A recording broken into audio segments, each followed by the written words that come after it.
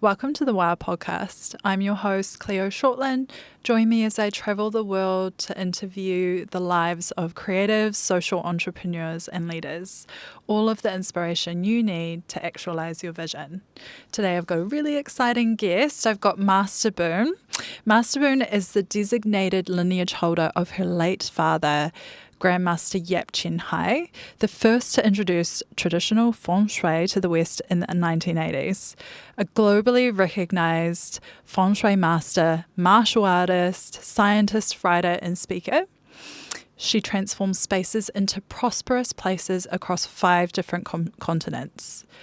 With her unique integration of Tao wisdom in Western science, she preserves her lineage with integrity while pioneering a future where Feng Shui principles shape cities, communities, and nations in harmony. Master Boon, I'm really interested to hear how you made your way to Auckland today from your hometown in Whangarei. You're living in the far north of Aotearoa, New Zealand. We commute by sail. So we bring our floating home with us. And she's quite a powerful vessel, and it's Kim's passion. And I hadn't sailed till I met him.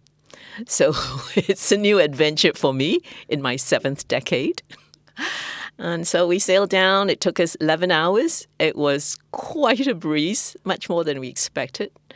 And so it was a focused sailing 11 hours for Kim.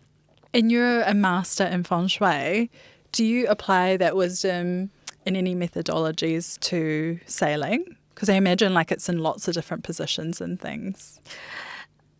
No, not on the water, because with the water, your boat is governed by the wind and tide. So theoretically, yes, you want to be in a certain direction in a certain landform. But on a boat, it's actually quite a different experience. We have explored so many of the bays in the Hierarchy Gulf, as well as far north way up to Whangaroa.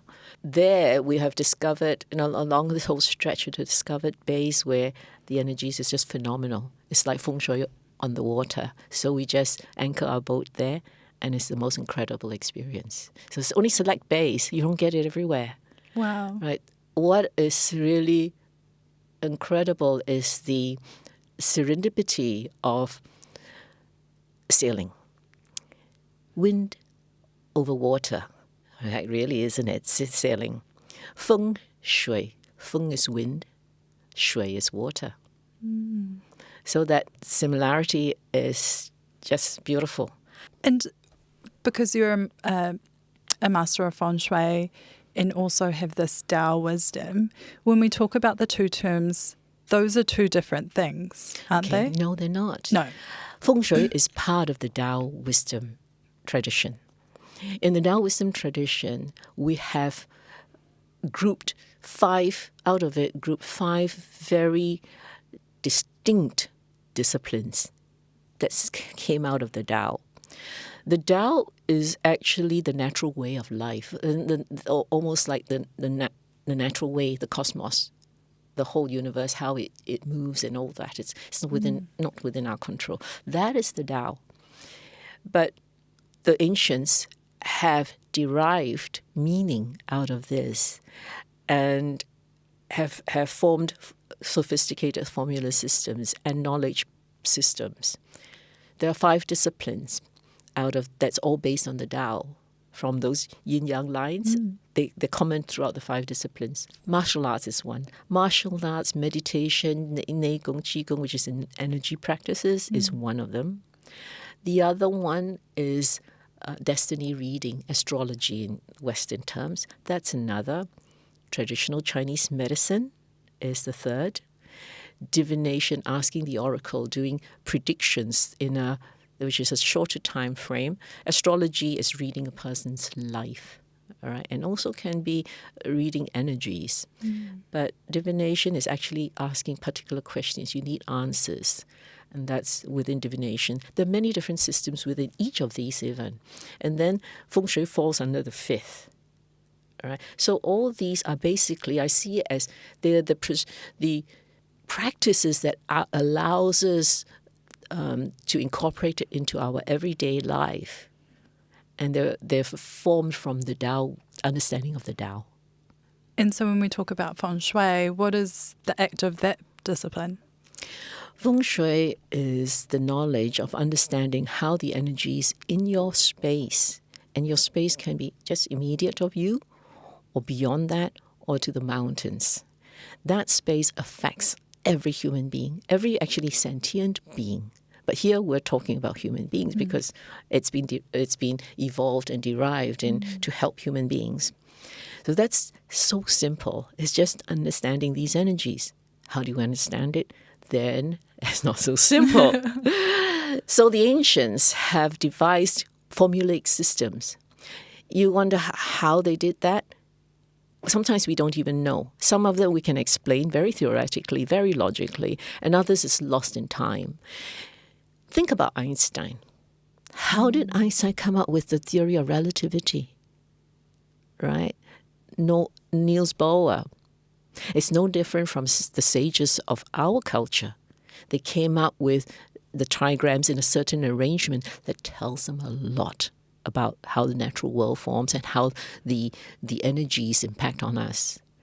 So we have, through 5,000 years, have accumulative, evolved, very sophisticated systems. And as giving you an example, it's encapsulated in this, which is just one.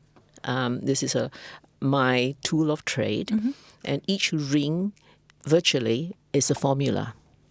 I've got another one which shows different formula.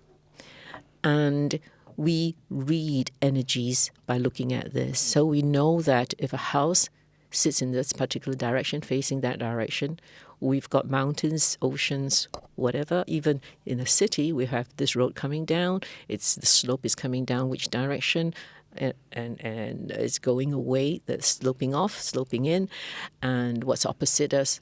All this tells us a story. It tells us a story of the fortune of the people living in that particular house. That's how much energy and how it affects us. So knowing that, you can change it.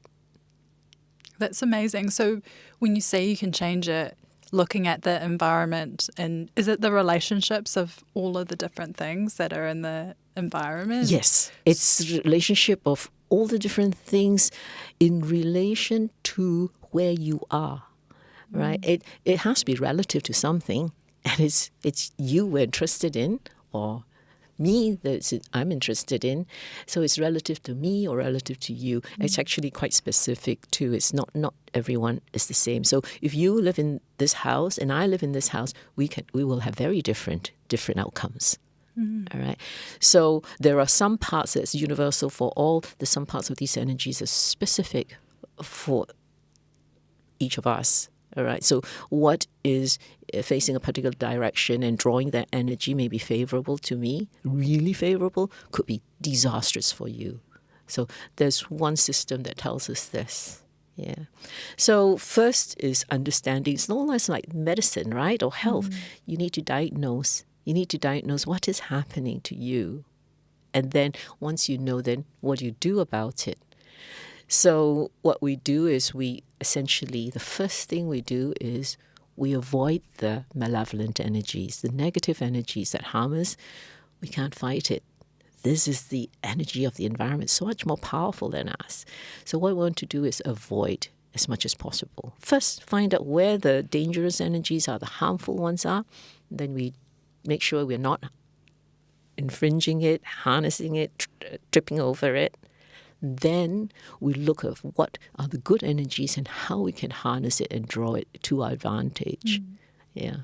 If we're looking at a city or a town, could there be cities or towns that encompass all negative energy, or within a space, is there always positive energies threaded through?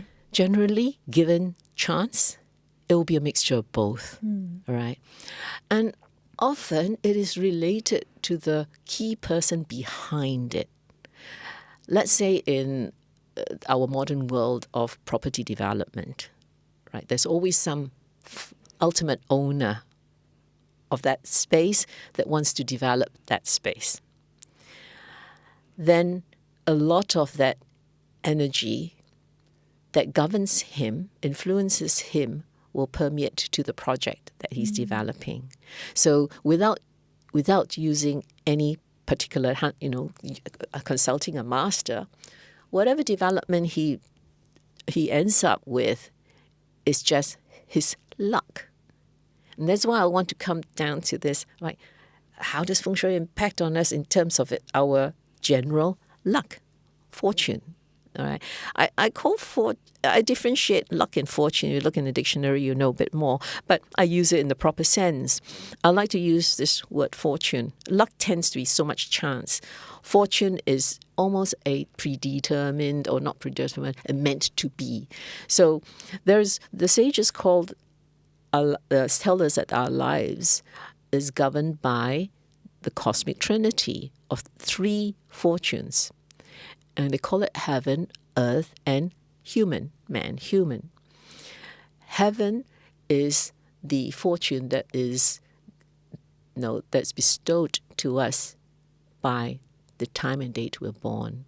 So in Western terms, we call it astrology. So yes, each of us have a predetermined path. Even our culture tells us that. But that's only a third, right? Some cultures think that that's and all, right? So it's very fatalistic culture. I know of one culture that's very much like that, right? And think it's 100%. No, it's not. And it's only a third. So that's heaven. Then what is the human aspect? Human aspect is each one of us, we contribute to our own fortune, right? Whether we lead our lives with consciousness or just total ignorance, whether we're hurtful to other people or compassionate, that ends up being our fortune. People like us, help us, don't help us, hate us. So that is, we determine that. That's a third, all right? And then the earth part is a metaphor for the cosmos, because Feng Shui is the energy of the cosmos. The sages calculated from the constellations, from the stars, from the moon, from the seasons, plus the immediate surroundings. So that constitute our Feng Shui fortune, and that's a third.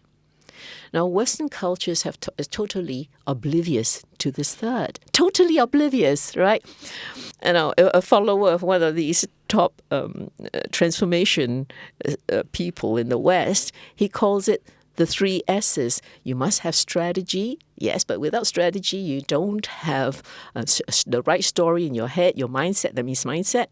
And then you don't have the right state, physical state. If you're standing up straight, you're more positive. If you stoop, your whole body energy will dip down. So he tells us these 3 S's. If we perfect these 3 S's, we have so much more going for us in our self-development process. He totally forgot. I have the 4 S. Hey, you missed out on the 4th S. Okay, space. Without space, no matter how much you do these 3, your energy in the space is against you, your Feng Shui is against you. You're going to struggle. It's like moving against the current. So Feng Shui is the current. And if you know where the current is, you go with the current. Even like, everybody being taught, you get caught in a rip, you don't go swim against it. You will go diagonally and utilize it. That's because you understand. And then you know how to use, right? But the 3S ignores the current. And on that, with energy and in space and identifying where you would place a building or where the best, most positive space and environment is for you, are the energies moving? So could you put a building somewhere and then eventually it needs to move again because the Feng Shui is out? Very good question. There are aspects of these energies that are permanent. The one that I choose to teach at the very beginning, was I'm now stepping forward to pass on my knowledge, to nurture the next generation of masters before I go. And that's what I've been tasked to do by my father, and made him a promise before he passed away. The first one I'm teaching is the personal Feng Shui archetype. Each and every one of us have certain directions that we respond favorably to and unfavorably to. So that's permanent. that goes with us for the whole life. And is that part of our human luck, like what we're born? No, that's part of the Feng Shui luck. The The human Feng Shui, luck is yeah. you, Yeah. your endeavors, your actions, your behavior, your thinking, all that. So the human is you, right? You what you have cultivated or not cultivated. Is your it choices actions, all as that. well? Like Yeah, what it we is- choose to do? Yeah, exactly. That all falls under the human aspect, right? Feng Shui is totally separate. It's the environment, independent of what you are, who you are, your character, your personality. There's these external energies that affect each and every one of us, right? And that's my realm, my whole realm, and this is where I want to. My mission is to transform lives through transforming spaces into prosperous places, to make aware to everyone who's not aware that you've got this at your fingertips. You're it's lying on the table for the asking, right? If only you knew. So you're using only 2/3 of your fortune. The third, you just bum around. You have no idea where the wind is, where the current is, right? A good way of explaining it is this, right? We're sailors, okay? So sailing analogy is the best, right? So you, the human, is you, the captain of your ship, right? Your heaven luck. Have you been given a super liner, or have you been given a little rowboat? Okay, that's your destiny. Luck. They call it. It's your luck. Your what you're born with, all right? So just one of the things you have to do is learn to accept. How do I then work with it? Right? So you endeavor to be the best possible captain of your little boat. You understand your river's current. You understand how to row with least effort. You know where at least to read when the weather is coming. So you don't go into this place at this time, right? That is you, the human part, right? So how much you take to learn about the environment. So the environment, the wind, the currents, the weather, the rains, the storms, that is the earth luck, Feng Shui. It is what it is. It is what it is. You got no control. What you have is how to work with it. And that's it. So the key is to understand it so that you can work with it. Without understanding, you have no clue. So this captain, it's like you've gone through navigation school or whatever you need to do to pilot your boat, vessel, ship, sailing vessel, whatever. Every captain needs to understand the weather.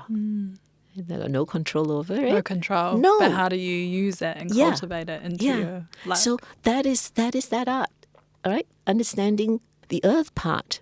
And then you know how to take your ship or your boat to your destination.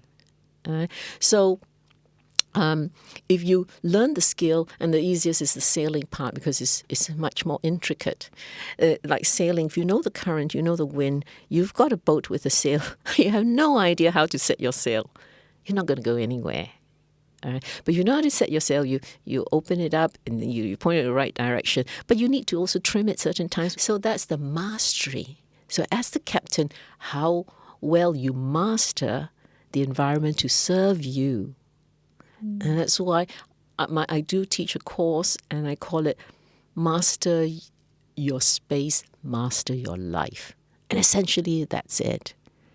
So where I've come to in my mid-7th decade, and I didn't start Still here. as vibrant as ever.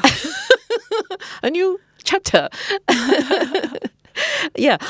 So is that I call the life that I'm living now my Feng Shui lifestyle. And it's something that I've worked towards right from when I was very young. So we weren't born with silver spoon in our mouth. My father, if anything, was orphaned at 12. He was a child of World War II. Right? So he had to struggle from nothing virtually as a coolie in Singapore, being controlled by the Japanese to move stocks in the harbour. And that's how his life began. And he worked hard to bring us up, to give us the education that he didn't have.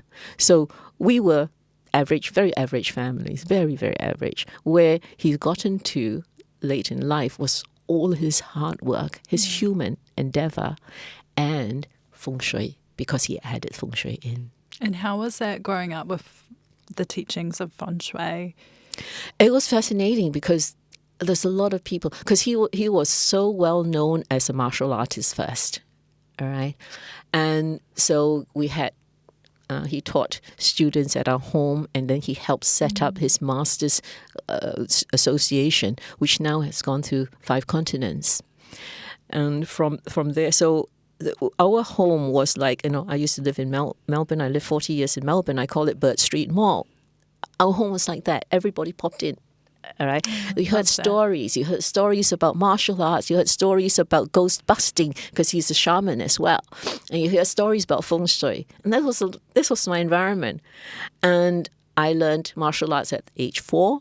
Because my father thought, well, my brothers were so sick with asthma, he wanted us to be healthy. So he forced all 3 of us. I didn't develop asthma, just probably because I did martial arts, younger than the 2 of them did.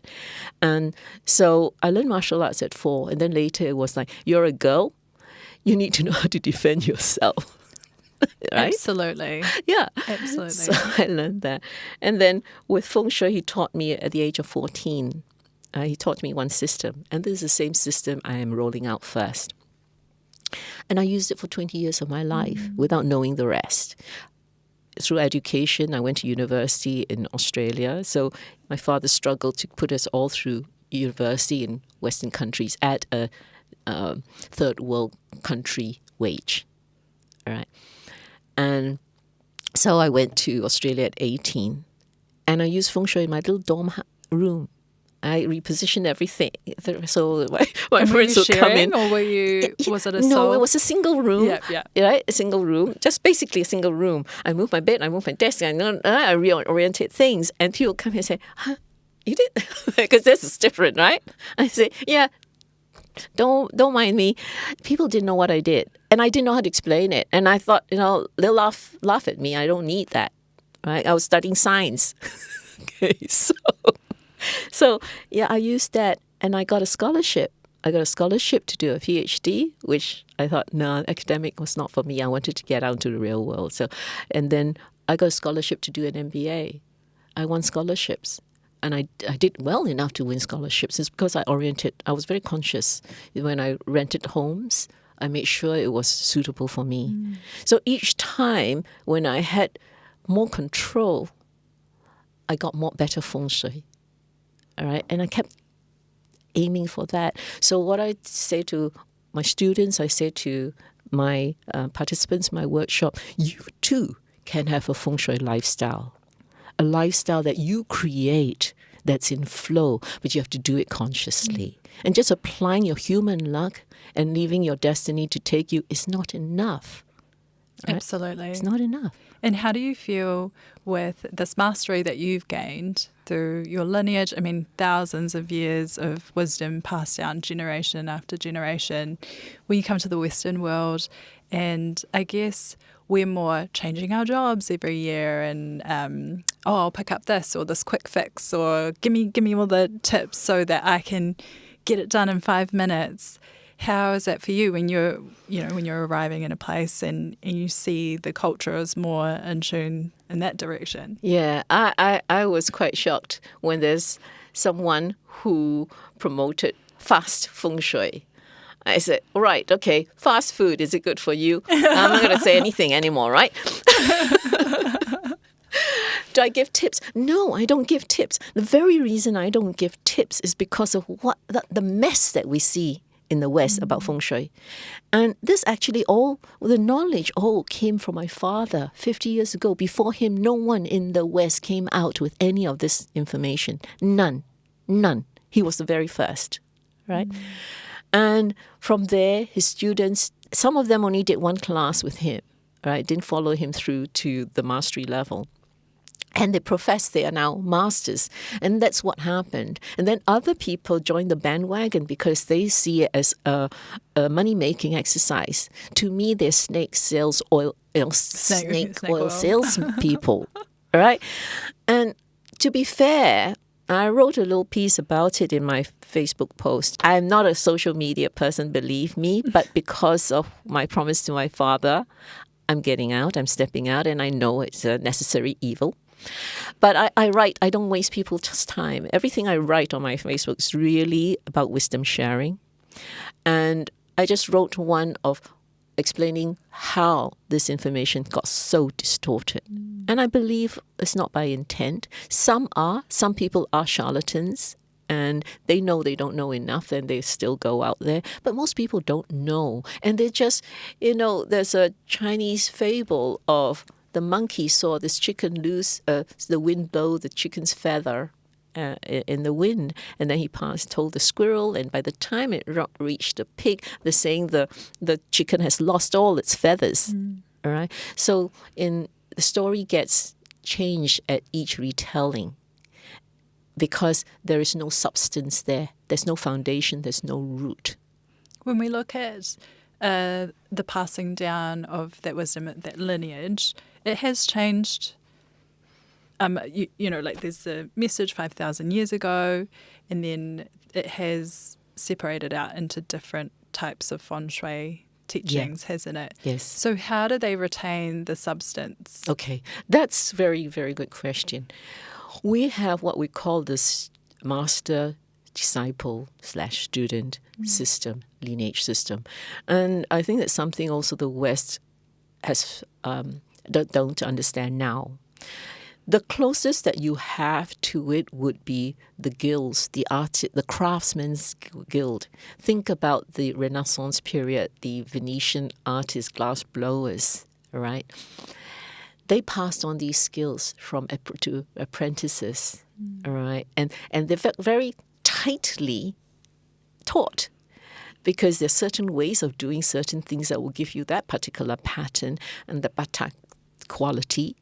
Right. So they are tutored closely by the master, and these students then become masters in their own right. They then just don't go out and say we're master and everybody believes them, because there's a tradition that people know and recognize who is a master and whose student will know what. All right, so they will have specialties. Same as the Feng Shui, because they will have evolved this specialty. Okay? Yeah, we have that in Māori culture as well. It's we're always speaking of where we get our knowledge from. I'm doing this practice because I got it from my grandmother, and she has ties to this iwi, and so on and so forth. So there's it's not just a link to the person who gave you the knowledge. It's ancestral. It's a long line. And it's similar to your culture. For us, the ancestral line is so strong. It's probably the most powerful in our culture. It's not clear. It's not ever talked about. But the ancestral lines and the ancestral worship, and the fact that burial, Feng Shui started from burial sites. Really? Was it the positioning of them? Yes, because they wondered, the sages, the leaders of villages wondered, why this family, this particular family, all noble people, all became kings of that particular area. And they call them the kingmaker sites, because they study the formations around, because the only commonality is the ancestor. So they studied the formation. That's how Feng Shui started, and was written up in a book 200 BC. Wow. Okay.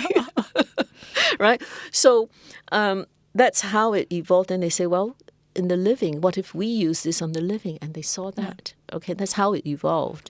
Now, that's why I said the ancestral part. And then burial. If you burial according, now even to this day, in my father's burial site, he's buried in, is designed so that all the ancestors, descendants, unfortunately it goes down the male line, will have prosperous life for 6 generations. 6. Okay, so each one will have 6. So you can imagine, right? You secure your Feng Shui prosperity down the line. There's so much to it. Like I guess it would take a whole lifetime to master it. It is very true. And so that master-student lineage is critical. So the master finds the student finds the master. All right, and then when the two coincide and the two agree, that's when it becomes the right match. And this is how the knowledge is protected. Because if the master doesn't teach well, it gets diluted. So that responsibility of the master is huge, because these energies are powerful. They can benefit, they can harm. I've seen harm. I've seen many times harm. I have had to correct feng shui of my clients who had been harmed. So is that because someone's going out and they don't know what they're doing? Oh, they don't. They so don't they're know. not intentionally No, building I believe the goodness in people. Majority, I believe they don't do it intentionally. All right, it's ignorance. In our culture, ignorance is actually bad, because we are gifted as human with this mind, this consciousness. So to be ignorant is basically a sin, right? It's no excuse, okay? Yeah. So, but I don't believe it's intentional, but they don't know, and they think whatever, a little knowledge is a dangerous thing. I just use an example. Water is so darn powerful. Water is the most powerful of the 5 elements. You put it in the wrong place, it'll activate very negative energies and can harm. Yeah. Right. So you say, everyone thinks, oh, it's so nice to hear the trickling water. Hey, I feel so good putting it here. Okay. Please, when you do that, please observe in your life, what is there anything that's changed negatively? If it is, take it away straight away. Right. So I even in my workshop, I build in that awareness. If you want to play with this, play with consciousness. Okay. So put something somewhere, see Test how it feels. I'm a scientist. Yeah. Yeah. You Experiment, test it out. explore, Yes, try. exactly, exactly. And that's how that the whole science. It is a science. It's very logical, and as a scientist, why do I do this? Because it's so logical. And in fact, if you don't have an analytical mind, it's not easy for you to do this. It's a lot of calculations, a lot of you have to keep many things in your head to find out the right one. And do you think that's the beauty of being able to rely on other people for skill? I mean, I'm not very analytical, so I'm thinking, oh, okay, I've got to get someone in my team that's more focused on, has that more analytical mindset and things. Looking more broadly than Feng Shui, when do you think it's more about like leveraging off people who are different to us as well, so that we're cultivating this like more broader, more balanced view of the world? Or now we talk about the human aspect. All right, the human aspect, we have a lot of teachings in the Tao that focuses on the human aspect. Lao Tzu is one. You've heard of him, right? The journey of 1,000 miles begin with a single step. That came from him. So many of these quotes came from him, and it's a little book that he wrote. All right, and so that is the wisdom of the Tao, is to not resist change, is to flow with it. It's like, don't resist this current, flow with it. There's so many teachings within it, and you're right. And it's not one thing. If it's one thing, it's like it's too much yang or too much yin. The whole ideal situation is finding balance. We also call it the middle path. If you're always happy, that euphoria is not going to last, and it's false. It cannot last. That's not the energy of the universe. It cannot be sustained. So the idea is to get like the pendulum swing, right? This harmonious part. That's where you want to find. And so in working with people, it's the same thing. Finding that harmonious blend of people in your project. All right? So that is the human aspect that the Tao teaches as well. Yeah. I want to talk about your home. You built an intentionally designed Feng Shui home in Whangarei. Well, is it in Whangarei? I think it might be just it's the outskirts of it. It's actually Whangarei. 35 minutes from it. Yeah, in the New bush. Zealand, in the bush. Yes. And it was also featured on Grand Designs as well. There was a real focus on how you were designing it from a Feng Shui perspective. Like, how did that all begin? How did you end up in New Zealand, and how did you end up with this opportunity to build this beautiful home? Yeah. Kim was my instigation. Your husband, Kim? Yes, my husband, Kim. I met him in Melbourne when he was working in Melbourne. He was traveling back and forth. In the early days, he invited me to come over to sail So we went on this sailing trip to the Bay of Islands. And as we went along, this is incredible scenery. I remember when my father came and holidayed with me down in South Island, around Canterbury area, some beautiful undulating hills. And he said, wow, these amazing Feng Shui formations, right? I saw that in our coastline, right? Between around Whangarei to Bay of Islands, that stretch particularly. And I saw this coastline and the mountains, and I say, whoa, this is the place where the dragons play. Oh, beautiful. And dragons are mountains in our analogy. The world is alive. Nothing is dead, right? Mountains are dragons. They are the energy. They carry the energies of the dragon. And they can be different types of energies depending on the mountain. So, but these are playful ones. They're benevolent ones. And so that's how Kim was wanting to persuade me to come and live here. And I already had a plot of land I was going to build. And I've always wanted to build my perfect Feng Shui home. So he thought if he enticed me over, he has to entice me with a piece of land that's suitable to build, right? And that's when he then, after that sailing, before we even really set foot on land, off in the car starting to look for places. And then that's how I thought, no, none of these houses were built with any Feng Shui principles. Were terrible. So no way, right? So we decided we have to build. And that means when we started looking for land, and we scoured the coastline, 180 kilometers of coastline using Google Earth. I knew what I was looking for, the contour lines, the directions I wanted as the perfect, according to both our personal archetypes. So I knew there were about three options in my mind, and that's how I searched. Then we walked it. I call it walking the land. And we walked about 30 places. And when we found ours, we bush bashed. It was total bush. And it's regenerated bush. The top part was more recent, but the bottom part's about 150 years. Yeah. So it had a stance of kauri, rimu, it's fantastic, some huge trees. And we bush bashed I wanted to find the meridian spot, the power site of the land. I saw the right formation, but where is it exactly? So 6 times we bush bashed into there. And one of the times was one of the worst gales in the region. And we were in it. We were soaking wet. It was like 2 little monkeys in the bush. And so I was trying, I think I found it. I think we came back to the same spot. The first trip down, I intuitively knew, but I wanted to be sure. And we were dripping wet, right? And then I looked up, I took video. I took it up. The kanuka was swaying like crazy. The winds were just right above, just blowing a gale.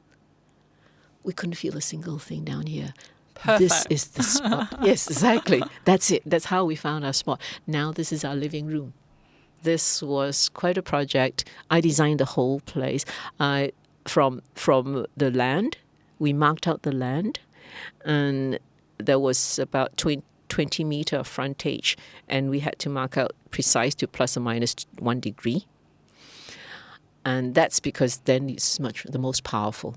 And then we used building lines, tied it to one tree, tied it to another tree to get to the other tree. I used my compass in the bush, and I zoomed in. I need to tie it to that tree. But it's thick bush, taller than me. And the only way there's no snakes here. The only way I could do it was I was cloaked in my rain jacket, everything, so I was very well protected. I just used my weight and just boom on the bush to flatten it so that I can make my way to that tree. Otherwise, I couldn't. It was so thick.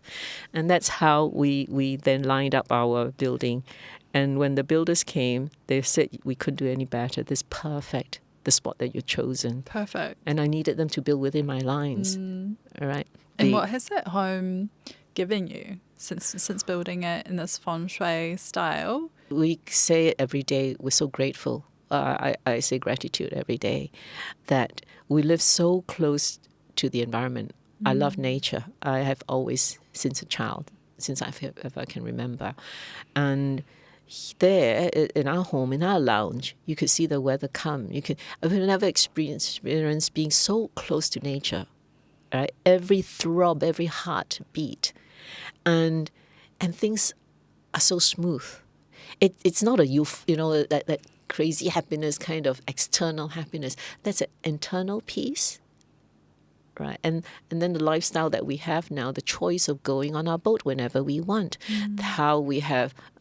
Kim called me the digital warrior just this last trip.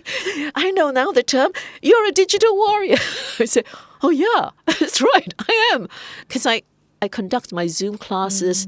I've got students in Europe and in US, in Australia, in Hong Kong, from my boat in a bay, wherever we find that protected anchorage, and it happens to be my class. Wow. Right. And are you using Starlink for that? We're using Starlink. Yes.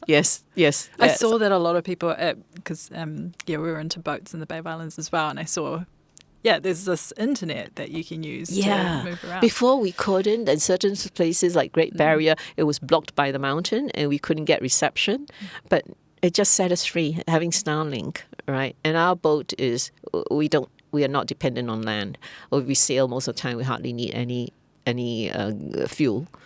So we've got our own water maker, we have our own generator, so we're independent of land. Oh, perfect. So it's completely self-sustaining. Yeah. So, it's just a functional lifestyle. I've got my bush, I've got my gardens, I've got my water, I've got a brook that I have built in front of my garden, and that's the water dragon. It's one very powerful Feng Shui formula to bring incredible prosperity and harmony. And it's working, right? And frogs come, and I just saw eggs. I'm waiting for the tadpoles. Got kingfisher on our little bridge, and he goes dipping in, washing himself. Right? This dragonfly nymphs. It's a veritable little nature park, right? Just around us. We kept a lot of the bush just around our house. My garden's not huge by any means, and I leave it quite wild. So it's just surrounding the front and the side and the bugway. We don't bring our car down. We leave the world at the top of the property. Our car's parked down there, and then it's about 200 meters down to our house. And you can't see our house from the road. No one can see our house. Right, unless we invite them. No, we don't often invite people. It's the traditional home where the foyer is the reception area, and only family and incredibly close guests get to the inner sanctum. So we've designed it that way. Our lives can't be more harmonious. I say we live in paradise. Oh, it completely sounds like it. Yeah. And you've got Feng Shui, you've got sailing. Is there anything else that you do? I do martial arts. Yeah. I'm actually a 7th Dan, Shaolin Temple. I was an instructor by age 21. I started university, martial arts club, president. So it's another thing I promised my father I will teach. I just don't know which lifetime. It is he and his master, I call the Grandmaster, has devised a fast-track way of building qi, and it's 36 sets, and he wants me to teach that for health purpose. It's also self-defense. It's moving meditation, because mostly if meditation is so still, you don't use your body, you don't use your muscles. Yoga you do use, but it's still. This is both, and it is a combination of breath work, intent, where you want to get the qi to, and movement. So there's nothing like it. And even Tai Chi, it's not like Tai Chi has, a lot of it's been watered down for flowery movements, for demonstration. But I learned Tai Chi from the Grandmaster, another Grandmaster. He's the top Grandmaster in Tai Chi in the world. He and his wife sets the examination standards for all the master certification of Tai Chi. And I learned from him. He's my father's great friend. My father's one of the top 9 martial arts artists in the world. He's been recognized by his peers. His friend is Jet Li's coach. And the two of them spar in the hotel room like 2 dragons playing, That's my life. That's my exposure. What I can't get over is that you're in your mid-70th seventh decade. Seventh decade, which means And mid-60s. you're already thinking about your next venture. Yeah. Like, so many people Dynamo feeling boots tired on. in their middle age, and you're just like getting started. Yes. So My next life. where's all this energy coming from, this vibrance, this radiance? Martial arts. Yeah. Right. I do my martial arts on my deck. It's the best gym ever. I've never stepped into a regular gym in my life. Can't stand it. An outdoors person in this sweaty, closed-in machine environment, not my thing. Right. I'm out there climbing mountains, whatever. But martial arts is every morning. I do my 45 minutes of my martial arts. Yeah. So I would love to have a partner to spar with. He's in Malaysia. I keep inviting him to come. He gets thrown around by me. Kim laughs. He says, something wrong with that boy. It's incredible. Yeah, so. And what else is on the cards? Like you, with Feng Shui, what have you got coming up at the moment? With my Feng Shui, now I've been consulting for 30 years. I didn't step into it consciously. It was just because people knew I was studying from my father and they started asking me. I actually asked to learn from my father because after 20 years, I used that one system. Then by the time I finished my MBA, I've been wherever I wanted to go with my career, my Western career. I wanted to pick up my roots. I was very deeply connected to it. I didn't have the time. I had to make my own place in the world. And remember, I went to Australia at 18, and that's it. That was my life of my own making. My father gave me $1,000, and I made it. The rest was all my own. So I needed to be totally financially independent. I knew that. And then when I was ready, I actually rang him and I said, I want to learn seriously. I want to pick up martial arts and Feng Shui from you seriously. He said, come. So whenever I could, I would spend time with him. Right. So from there, I became a consultant. I've been consulting for 30 years. I didn't intend to teach. The last thing I want to be is a teacher, right? So life has funny ways, right? Doesn't Of it? calling you What home. You don't want, and then you end up in that space. Yeah, Sometimes yeah. it's the best thing for you, though, right? Yeah. So then he tasked me with passing on this, and I have to teach. I have taught alongside him, and that's because he wanted help, and I helped him. But that was not my calling. I didn't feel it's too hard to organize. I don't like organizing. I'm fine. I love teaching. I love passing on knowledge that will benefit people. That gives me such a buzz, all right? Especially this knowledge is just that they can't go anywhere else to get it. And I feel that it would be a real travesty if I don't. I will feel really awful going to my grave without passing this on. All right, so it's come to that stage. For nine years, I didn't know how. And it was my father's spirit that kicked me in the butt. And I wrote about it in one of my Facebook posts. He comes to me as the rainbow spirit. And there is a tradition in Buddhism that sages that are beyond the ordinary person, when they die, their spirit transforms into the rainbow spirit. And one of the High Lama said to me that your father's still around. He decides to stay as the Bodhisattva, which is a teacher in spirit form, instead of going beyond to his next life. So some of these spirits stay back because they can help. They know how to help in spirit form. And he speaks to me through rainbows. I have never seen so many rainbows in my life, and the rainbows are so incredibly vivid. And I posted on my Facebook too. What I posted on my Facebook is probably only about 20% of what I see. So this one was a situation where we were in Auckland. We had just gone to a concert, came home back, and the next morning we were setting off. I couldn't find a medallion, a very precious medallion that was given to me at 14 years old by my father. And it's got one of the teachers, Buddhist teacher from way back, 800 AD. That's our school. And I got so upset, actually, I cried. And Kim said, I thought I must have dropped it on the street. And Kim said, well, hopefully someone deserving found it. All right. So I thought, okay, maybe that's time I let leave of this. And then a rainbow showed up, a huge rainbow, over the Sky Tower. And then as we left, it kept following us. It kept following us all the way up along the coast for 5 hours, non-stop. Then at 1 o'clock, I had signed up for a challenge, a 5-day challenge on learning how to get online. I don't know how I was going to do it. I remember this promise 9 years ago. How am I going to do it? I don't want to organize it in hotels. It's how we did it in the past.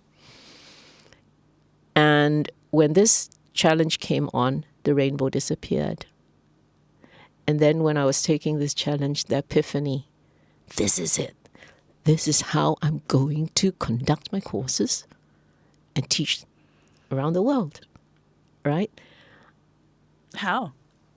By getting on social media, telling people what I do and attracting people to my message, getting them on my workshop, which is a taster. My workshop is 3 1.5-hour sessions, successive days, and it's only $49. All of it goes to Save the Kiwi, Backyard Kiwi. Right? We've already donated 6,000 to the cause. Oh, amazing. Right? So that's a taster. That's anyone who wants to know what real Feng Shui, please don't go and search the internet, because whatever he's going to read is going to be wrong. All right? Find out the truth. So don't be deceived. Don't be misled. I may not be the master for you or the Feng Shui consultant for you, but know what you're looking for. All right? So that's what I want. And then from there, anyone wants to go deeper with me, I'm ready to teach. I'm ready to receive students. Come. So that's how that happened. Was I had no idea till then, that epiphany. And he made me be very conscious. He made me remember his promise, because I lost that talisman. I couldn't find it for 2-3 years. This is the talisman. I found it again in the most unexpected place. Where was it? It was folded up in a shawl. Right? I was going through, I was pulling out the shawl to right use under it. your nose. Yeah. So I thought, okay. So I got going by then. And then he said, yes, I can return this to you. Right. You got it now. You're listening. Yes, you're listening. So you can have it back. Yeah.